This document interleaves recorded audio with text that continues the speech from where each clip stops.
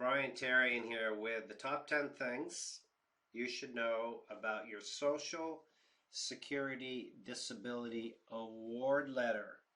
And I put these 10 tips together because I've been asked questions for the 17 years that I've been doing this about award letters, and this is what I feel is the most important information that you should know. So, hope you enjoy this. If you do, I encourage you to subscribe, ring the bell, stay tuned to the end. I'll give you some information that will help you understand how we can help you if you're not approved yet, or to keep your benefits or to maximize your benefits. Here we go. First of all, understand what your award letter looks like. Sometimes people get information communicated to them that says, you passed the medical review and now we're just checking on other qualifications for you. That's not an award letter.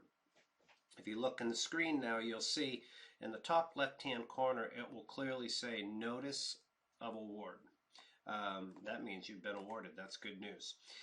So that's the first thing. Now, where you can find this is before it arrives in the mail, which is, this is one that was mailed. But before you receive it, you'll see a version of this in your online Social Security account. And it could be confirmation of award. It's not going to be the exact same thing that I'm going through with you, or it typically isn't. But that's where you receive the information first. It'll say you're awarded, then you get something in the mail with details. And that's typically if you have been approved at the initial application stage, or if you've been approved at the reconsideration stage. All right. So as we look at this, and this has been modified so it's generic, I removed the individual's name from it. Now, if you have gone to a Social Security disability hearing in front of a judge, you're going to receive two letters. And the first letter that you will receive is going to say Notice of Decision, which I'm not covering in this video. And that Notice of Decision will say clearly at the top, Notice of Decision. That will be followed by a second letter like this, which is Notice of Award. So that Notice of a Decision could be that you're either approved or not approved. Hopefully it's approved. And then you receive this follow-up one. So those are the different flavors. Online notification first, something in writing next. Now, what to look for in the letter.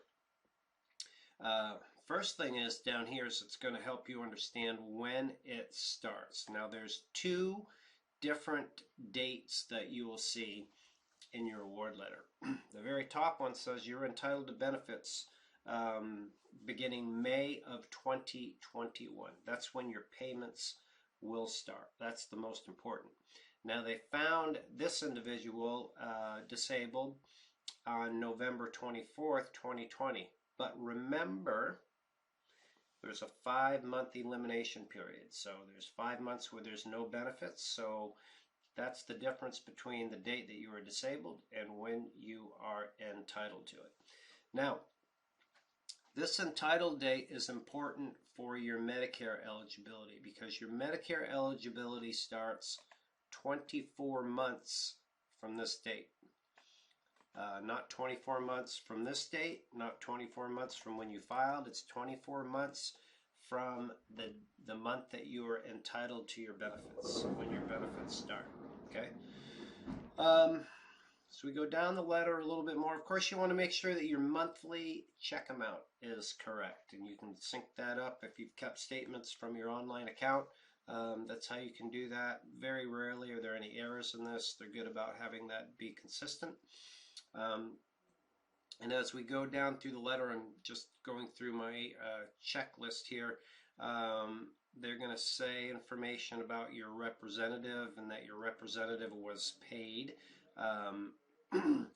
That's something that they'll point out to you. And the representative fee here in this one, this is under the old fee structure. The current fee structure at the time of this recording has changed by Social Security. It's 25% of back benefits, and it's capped at $7,200. This letter says $6,000. So remember, it could be now that it's $7,200. Don't be confused by this letter here. And that will spell it all out. Now, Here's another thing that may happen, has happened, is they withhold too much money.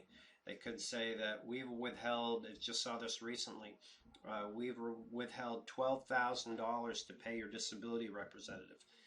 I mean, I don't know why they do this, because there's only one fee structure and it's $7,200. So why withhold 12? And if that happens, then get with your representative. They'll help you resolve it, hopefully, so that you can get that money back. All right, now taxes. You are subject to paying tax on this, and that's down here. I'm not a tax guy, but it's pretty clear that it's spelled out, so just make sure that you're aware of that, of what your tax responsibilities are. And on your back benefits, one other thing that I just want to point out is your back benefits are quite complicated, and there's other videos that I've had and covered on our YouTube channel about this. You can go back and get 12 months of back pay. That's the general criteria, and you can't get 13, 15, 17. So if you've waited more than 12 months to apply for disability, keep that in mind when you're trying to figure out, did I get the right amount of money? And then look for other information that we have, or contact your representative about, did you get the correct amount of back benefits? Next thing I want to point out is things to remember for the future. This is important. This is your review. This is 5 to 7 years on this one. So once you get approved for disability, you're still subject to evaluation all the way up until your full retirement age, which is like around 67 for most at the time of this recording. So that means that they'll contact you, they'll go through what's called a continuing disability review process. They're doing about 20% of these annually, and there's a key steps that you need to take to keep your benefits. And so I encourage you to continue to follow our channel and our work so you understand exactly what those are, so you can stay in pay status. So that's the area for review. What's not on this letter, but is a commonly asked question, is about working. And you can work and keep your benefits. If you're going through the approval process and watching this, you can work and go through and get approved. There's limits to what you can do, and I'll put a link around this video that will explain what those limits are for you.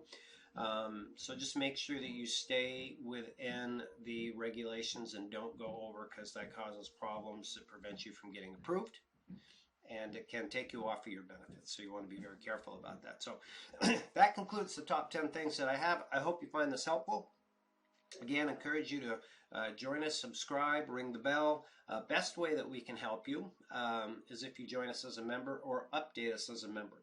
And the reason for that is there's over 400 videos that we have on our channel, and you can go through them all totally fine. But if you fill out a quick evaluation, then we know where you're at. Like maybe you're just starting, or you're applied and waiting, applied and denied, or you're approved. Then we know where you're at, what your challenges are, and how we can best help you and get you the right information, videos, resources, people to talk to, support groups, and all that, so we can save you time, get you through the process quicker if you're trying to get approved, or maximize your benefits if you're not. So join us. Look forward to helping you out. Make it a great day. This has been Brian Therrien. Thanks.